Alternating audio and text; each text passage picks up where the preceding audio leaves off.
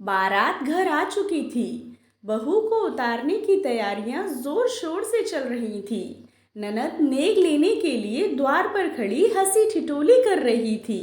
इतने में छोटी ननद बोल ही पड़ी, अरे भाभी, सोने का हार नहीं दोगी क्या? भाई ने जैसे तैसे बहनों को निपटाकर बहू के साथ अंदर प्रवेश किया। बहुत सी रस्में नई बहू का इंतजार कर रही थीं। जैसे ही बुआ ने आगे बढ़कर बहू का मुंह खोलकर शगुन के तौर पर कुछ रुपए उसके हाथ में रखकर बोली, वाह, बहुत ही सुंदर बहू लाए हो प्रदीप बेटा। पूरा घर चमक उठा। प्रदीप धीरे से मुस्कुराया।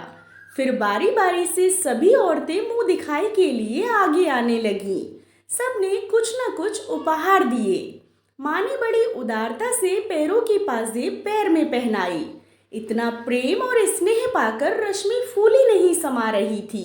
उसकी आंखों में खुशी के आंसू छलक आए। हंसी खुशी से रात बीती। अगले दिन सुबह रसोई में प्रवेश करने की रस्म थी। नई बहू को अपने हाथ से खाना बनाकर सब मेहमानों और घर के सदस्यों को खिलाना था। रश्मि खुशी खुशी रसोई घर में प्रवेश करते हुए बोली, माँ जी, क्या क्या बनाना है, मुझे बता दीजिए।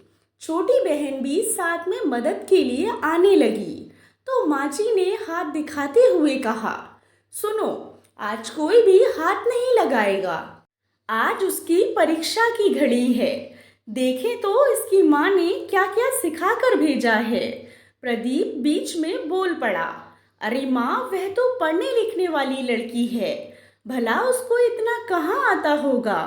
करने दो ना स्वीटी को मदद। आखिर स्वीटी और रश्मि दोनों एक ही उम्र की तो हैं। माँ जी ने कहा, तू चुप कर। फिर सब्जी इत्यादि काट कर रश्मि ने मसाला पीसने के लिए जैसे ही मिक्सर की तरफ हाथ बढ़ाया, माँ जी ने झट से हाथ पकड़ लिया और कहा, ये शहरी मशीन यहाँ नहीं चलेगी, मसाला सिल पर पीस कर ही खाना बनाना पड़ेगा। माँ, रश्मि सिल पर पीस कर कैसे बना पाएगी?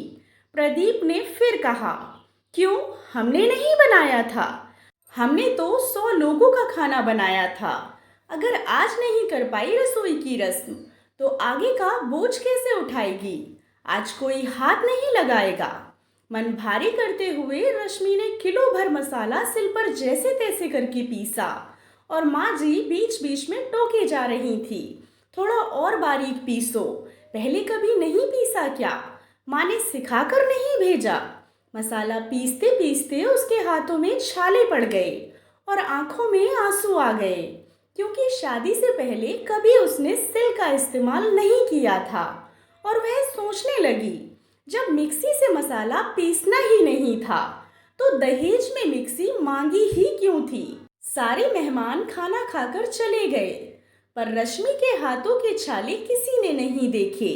उसकी पूरी रात आंसुओं से ही कट गई, यही सोचते हुए कि मैं और स्वीटी तो एक ही उम्र के हैं।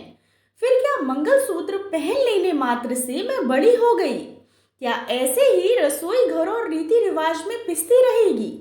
फिर क्या जरूरत है यह आधुनिक समाज के दान दहेज के दिखावे की, फ्रिज, कूलर, एसी और खास तौर पर मिक्सर की, जब मसाला सिल पर ही पीसना है? दोस्तों, हमें अपने आप को बदलकर आधुनिक जीवन शैली को अपनाना चाहिए। आशा करती हूँ आपको कहानी पसंद आई होगी। कहानी पसंद आई हो तो चैनल को सब्सक्राइब करें और कहानी को लाइक एंड शेयर करें। कहानी के बारे में कमेंट कर अपनी राय ज़रूर दें। कहानी सुनने के लिए आप लोगों का बहुत बहुत धन्यवाद।